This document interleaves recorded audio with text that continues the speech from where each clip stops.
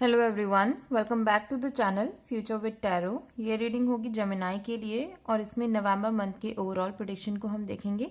और जिनको personal reading चाहिए तो 1 क्वेश्चन के चार्जेस 199 है। मैं इस रीडिंग के साथ ना सेम डे ही 1 नवंबर से लेकर 10 नवंबर तक का टाइम पीरियड कैसा रहेगा, ये वाली जो रीडिंग होगी ना वो भी मैं सेम डे ही अपलोड कर दूंगी, तो बाद में जाके आप इस वीडियो को भी देख सकते हैं।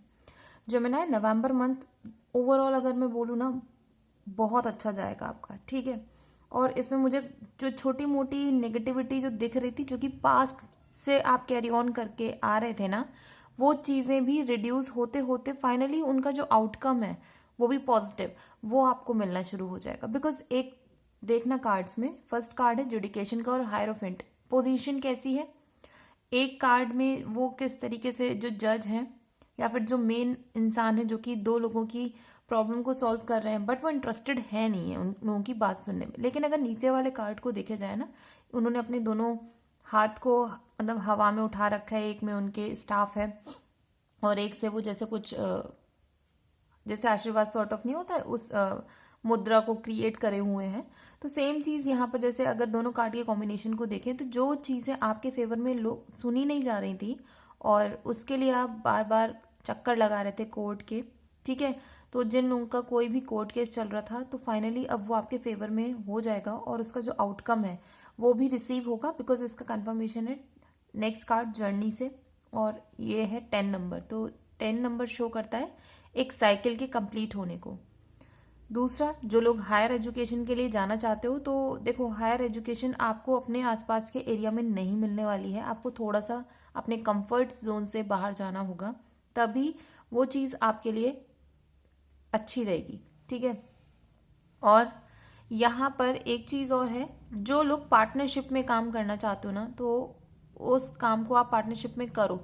ये मत सोचना कि मैं जिस इंसान के साथ काम करूंगा उसकी स्किल्स सीख लेता हूँ और बाद में उसे अपने पार्टनरशिप से हटा दूं, ये मत करना, ठीक है।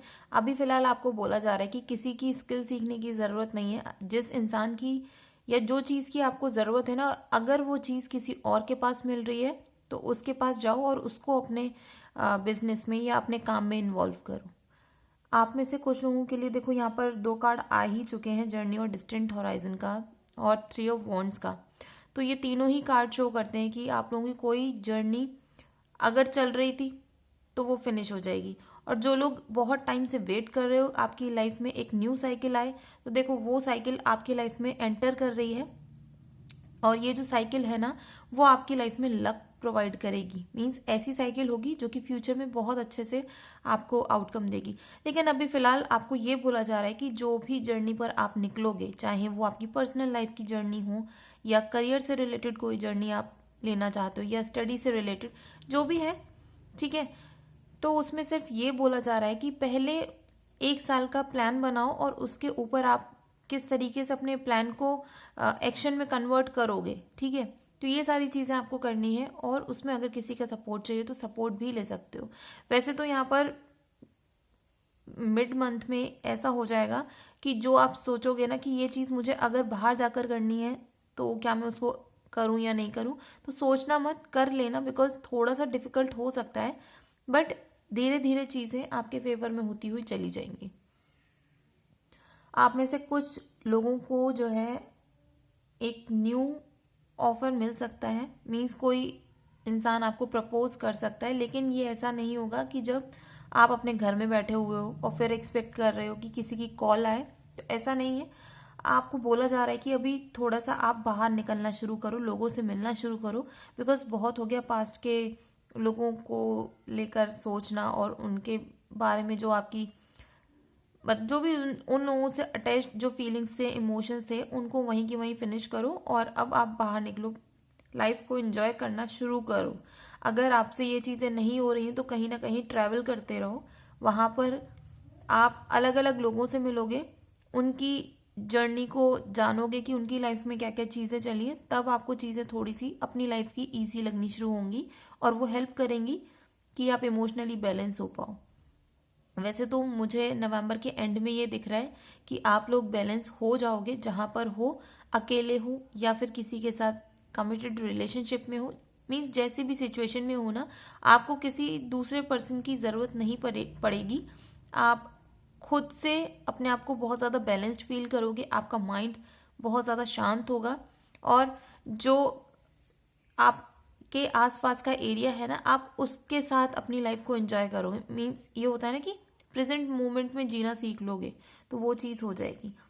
दूसरा, यहाँ पर एस ऑफ वॉन्ड्स का रीडिंग में आना बहुत अच्छी चीज़ माना जाता है, बिकॉज पाथवे कार्ड को अगर हम देखें तो ये शो कर रहा है कि ठीक है, आपके सामने एक रास्ता है, सनलाइट भी वहाँ पर पड़ रही है, साथ में ट्रीज भी हैं, बटरफ्लाइज भी हैं, बट स्टिल जो वो पाथ है ना, थोड़ा सा उबड़ खाबड़ है।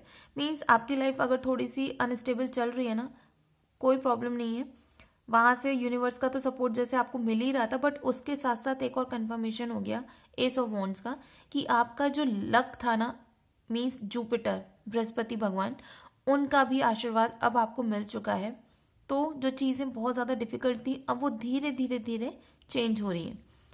और अगर एस ऑफ वॉन्ड्स के कार्ड में ही हम पीछे की तरफ देखते हैं तो एक कासल टाइप बनी हुई है, तो बोला जा रहा है यूनिवर्स की तरफ से, आप जहां पर भी हो, जिस भी सिचुएशन में हो, लेकिन आपका जो एम है, जो आपकी डेस्टिनी है, वो उस कासल तक पहुंचना है। मीन्स आपको एक बड़ी पोजीशन पे, किसी अच्छे घर में, किसी अच्छी लोकेलिटी में, वहां आपका एम है जाने का, तो वो चीज़ आपको मिलेगी, और यूनिवर्स उसके लिए जो प्रॉपर एनर्जी रिसोर्सेज हैं वो आपको प्रोवाइड करेंगे। और ये ऐसा नहीं होगा कि धीरे धीरे, ये थोड़ी सी स्पीडी एनर्जी रहने वाली है। आप में से जो लोग बहुत ज़्यादा अपने काम को लेकर परेशान थे कि भाई सुबह से उठ के बस काम काम काम, और फिर भी रिकॉग्निशन नहीं मिलता, कोई रिस्पेक्ट नहीं देता, इवन कोई प्रमोशन नहीं है, तो फाइनली नवंबर के एंड में ये चीज़ें एकदम चेंज होंगी, और आप में से बहुत सारे लोगों का प्रमोशन के साथ साथ एक स्टेबिलिटी भी लेकर आएगा। इमोशनल स्टेबिलिटी और फाइनेंशियल स्टेबिलिटी दोनों आएंगी इसमें। यहाँ पे भले ही कोई फाइनेंशियल स्टेबिलिटी का कार्ड ना हो, बट मैंने इसलिए बोला फाइनेंशियल स्टेबिलिटी का, बिकॉज यहाँ पर इमोशंस के साथ साथ आपकी जो एनर्जी है ना, वो इंक्रीज हो रही है। मीन्स अभी जो आप कोई एक्शन नहीं ले रहे थे, बैठे हुए थे, अब वो फाइनली उस पोजीशन में आ जाएगी जहाँ पर आप एक्शन भी लोगे और उसका आउटकम भी आपको रिटर्न में मिलेगा। ठीक है।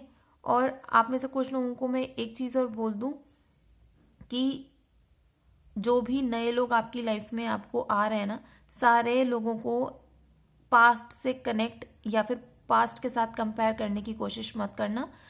जो भी आपको नया इंसान मिलता है ना, उसकी जो जर्नी है उससे कुछ ना कुछ चीज़ें सीखो, और कोशिश करो उसके सामने अपना स्माइलिंग फेस रखो, और तभी चीज़ें आपकी लाइफ में बहुत इजी होती जाएंगी। और अब आपको ये भी बोला जा रहा है कि एक पर्टिकुलर पाथ पकड़ो और उस पर चलो, बिकॉज डिस्टेंट होराइजन का कार्ड और 3 ऑफ वॉन्ड्स का एक साथ आना, ये बोला जाता है कि आपके पास भले बहुत सारे ऑप्शंस हैं, किसी भी फील्ड में ले लीजिए, लेकिन अब ये टाइम है कि उसमें से एक को सेलेक्ट करो और उसके साथ आगे बढ़ो। ठीक है। तो ये रीडिंग अगर आपके साथ रेजोनेट की हो तो do like, share, comment and subscribe to my channel future with tarot.